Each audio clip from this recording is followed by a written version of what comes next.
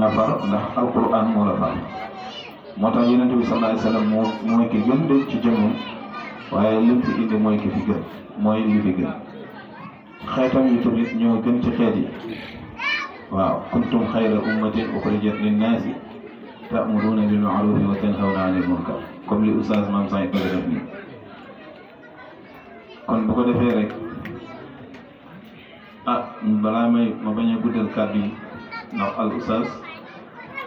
moom moo war a def conférence bi